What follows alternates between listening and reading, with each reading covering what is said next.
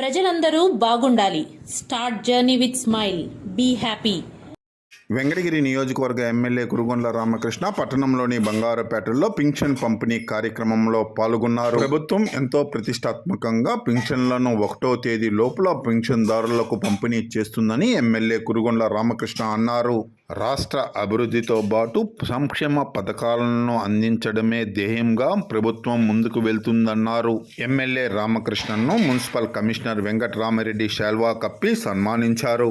ఈ పింఛన్లను వెంకటగిరి ఎస్ఐ సుబ్బారావుతో పాటు municipal commissioner వెంకటరామిరెడ్డిలు పంపిణీ చేశారు. ఈ కార్యక్రమంలో రాష్ట్ర కార్యదర్శి గంగోడు నాగేశ్వరరావు, మాజీ మున్సిపల్ వైస్ చైర్మన్ బేరం రాజేశ్వరరావు, మాజీ ఏఎంసీ చైర్మన్ పులికల రాజేశ్వరరావు, మాజీ కౌన్సిలర్లు విశ్వనాథం, చంగారావు, సీనియర్ నాయకులు సత్యనారాయణ, మంకు ఆనంద్, తెలుగు యువత రాష్ట్ర కార్యదర్శి కేవీకే ప్రసాద్ తో పాటు తెలుగు తమ్ముళ్ళు ఉన్నారు.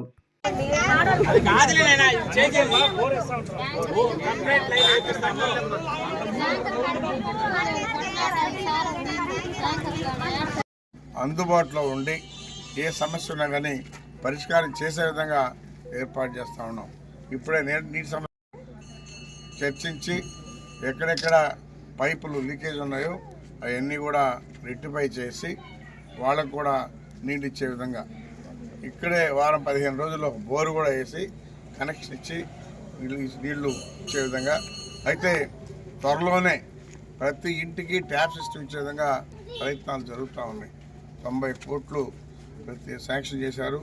ప్రతి ఇంటికి కూడా ట్యాప్ సిస్టమ్ ఇంట్లోనే వాళ్ళు కొళాయి తిప్పితే నీళ్ళు వచ్చే విధంగా ఈ ప్రభుత్వం తొందరలో చేయబోతుందని చెప్పని కూడా తెలియజేస్తూ ఉన్నాం.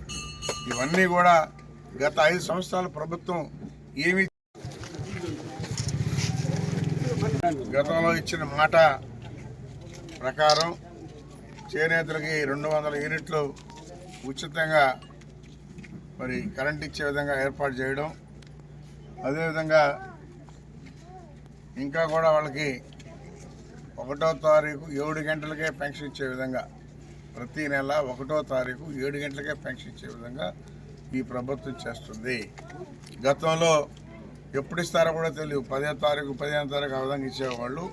ఈరోజు 1వ తారీఖు తెల్లవారుజామున 7 గంటలకే వాళ్ళ ఇళ్ళకి వెళ్ళి ఇచ్చే విధంగా, ప్రభుత్వంలో ఎన్ని కష్టాలున్నా కానీ ఈరోజు ప్రభుత్వం 1వ తారీఖు ఖచ్చితంగా ఇచ్చే విధంగా ఏర్పాటు చేసిందని చెప్పని కూడా తెలియజేస్తూ ఉన్నాం. ఆ రోజు ఆ ప్రభుత్వం చేసి ఉంటే ఇన్ని సమస్యలు ఉండేటి కాదు. అయితే ఈరోజు ఎన్ని సమస్యలున్నా వాటినన్నింటినీ కూడా అధిగమించి ఈరోజు ప్రభుత్వం పనిచేస్తుందని చెప్పి తెలియజేస్తాం.